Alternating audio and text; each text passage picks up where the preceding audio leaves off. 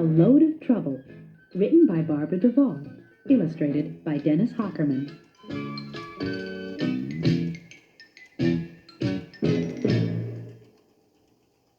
Christopher Churchmouse did a double take as he was passing his cousin Ced's house. Standing right in front of the door was Ced's little green wagon.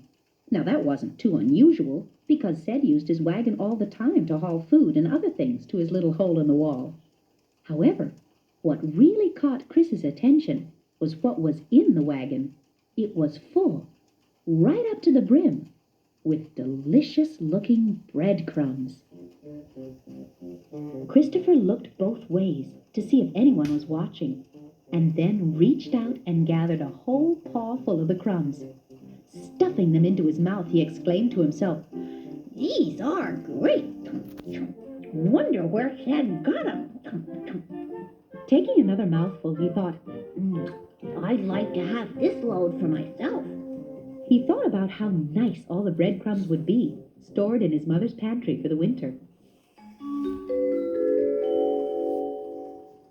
As Chris was thinking and chewing, Papa Churchmouse passed him on his way to work. Christopher swallowed quickly and brushed the crumbs from his face. Backing away from the wagon, he started whistling a little tune, looking very guilty. Papa said, "Good morning, Chris. What are you doing today?" "Oh, nothing, Papa," said Chris. "Just passing by on my morning walk." Said Papa thoughtfully, looking at the wagon full of crumbs. "You weren't thinking of eating some of Ced's crumbs, were you?"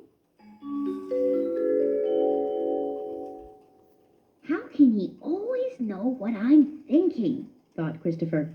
But aloud he said, "Oh, no, Papa. At least I'm not thinking of eating them now," he continued softly to himself. But deep inside his heart, he knew that wasn't true. He was thinking of getting the crumbs for himself, and as usual, his wise Papa knew it. "Well, be sure you aren't deceiving yourself," said Papa. "What does that mean?" asked Christopher. Deceive means to fool somebody, or to cause somebody to believe an untruth, said Papa. In a way, it's just like lying. "Why, Papa," exclaimed Christopher, "you know I wouldn't lie." "I hope not, but you might deceive or fool yourself. Remember, Pastor Shepherd told the people a few weeks ago, 'The heart is deceitful and desperately wicked.'" "Yes, Papa, I remember," said Christopher. "I'll be careful not to deceive." "See that you don't, Chris. Have a good day," said Papa, giving him a pat on his head and hurrying off with his lunch bucket. After Papa left, Christopher looked hungrily at the wagon load of crumbs.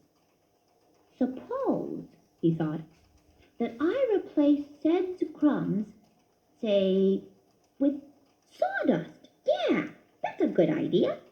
After all, that wouldn't be stealing, for I would be giving him something he needs. He probably has enough crumbs, and I don't have any. I have plenty of sawdust from when we made our pantry bigger. A mouse can always use sawdust. That's what I'll do. He'll never care. In fact, he'll be glad to have sawdust when he doesn't have any of his own."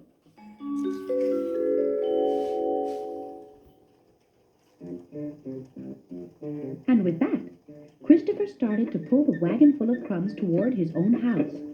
As he did, he remembered for a minute what Papa had said about deceit. Papa had said deceit was causing someone to believe an untruth, and that was what he was doing. But Chris quickly put that thought out of his mind. He just concentrated on getting the wagon home without being seen. Working quickly when he got there, he stored the breadcrumbs in some little boxes Mama had in the pantry. Then he filled the wagon with the sawdust and returned it to Ced's house. He left the wagon just where he had found it. No one saw him. "Great," thought Chris, dusting himself off. "No one saw me. I'm sure Ced will never notice, and if he does, he'll think he made the mistake himself." Very pleased, Christopher went home to have his tea. He was very proud to think how smart he'd been. Just as Mama was pouring the tea, there was a knock at the door. "Who can that be?" wondered Mama, answer the door. I have to get back to the kitchen." Opening the door, Christopher saw, to his surprise, his cousin Sed, with the wagon full of sawdust. Chris's heart started to beat faster. What on earth? Does he know? How did he find out? Christopher thought in astonishment.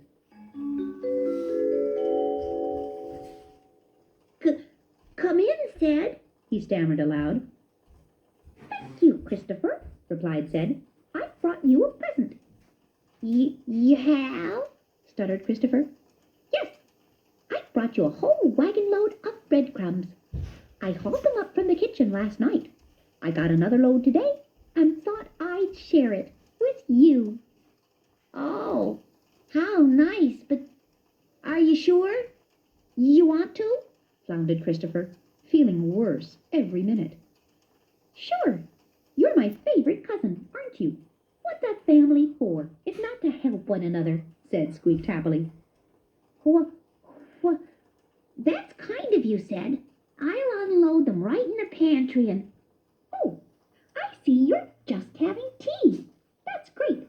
Then I can watch you enjoy them, Sed explained. With that, Sed put a big scoop of the sawdust on Christopher's plate. "Yes, great," said Christopher miserably, and he sat down before the plate of sawdust. "Would you like some?" he asked weakly. "Oh, no, thank you. I ate plenty while I was loading the wagon. They're delicious." Putting some in his mouth, Chris began to choke it down. "How do you like them?" asked Sed. "Delicious," choked Christopher as he took a gulp of tea to wash the sawdust down.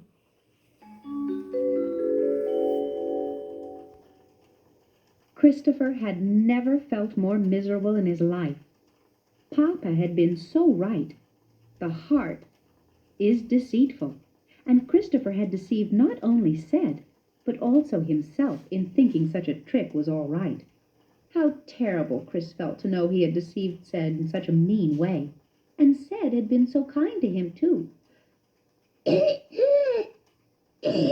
Sputtered Christopher. "Why, Chris, what's the matter?" asked Sed, jumping up to pound his choking cousin on the back. "Don't you like the breadcrumbs?"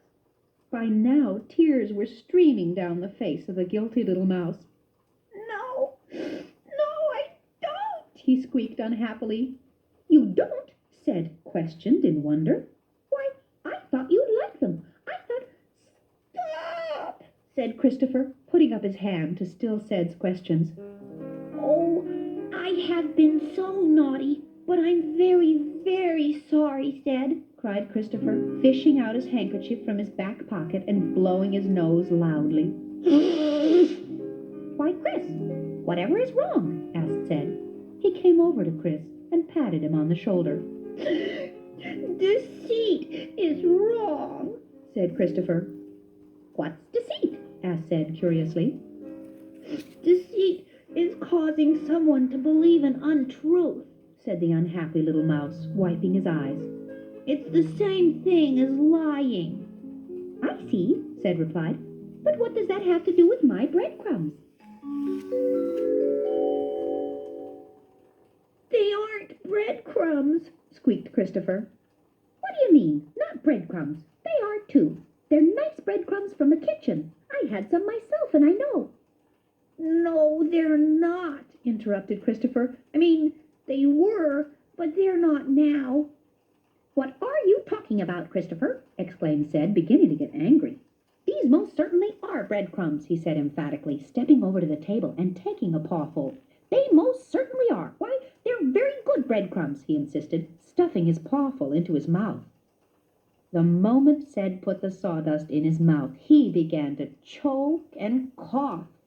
Christopher rushed to hand him a cup of cool tea to drink. "Here," Chris said, handing it to him. "I tried to tell you they're not crumbs. They're sawdust." "Sawdust?"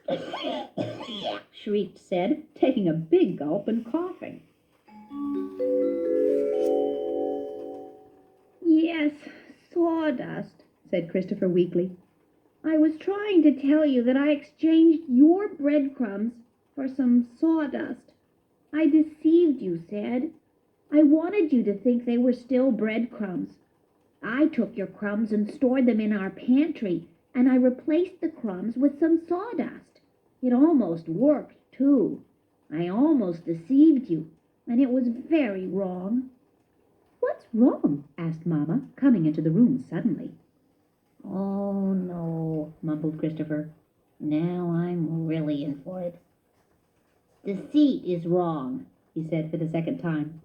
Then he explained to Mamma how he had fooled Ced by exchanging the crumbs for sawdust. He also explained what Papa had said about deceit. When Christopher had finished talking, Mamma came over and put her arm around his shoulders. Well, son, I certainly think you have learned a lesson today. Christopher nodded his head. He was glad his Mamma was so understanding, but he knew he must still ask Ced's forgiveness. You see, Ced, I deceived you because I caused you to believe in untruth. Will you forgive me? Asked Christopher.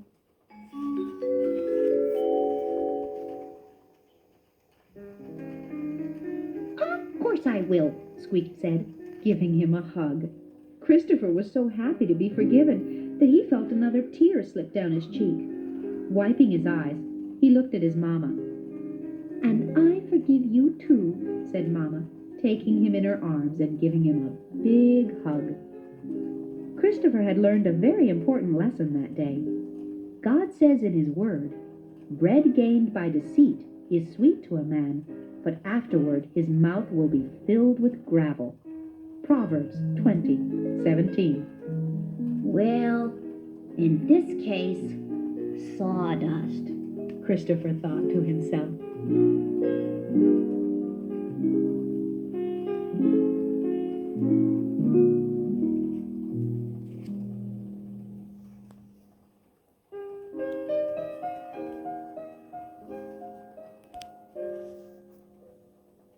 Deceit is such an ugly word, it's almost like a lie.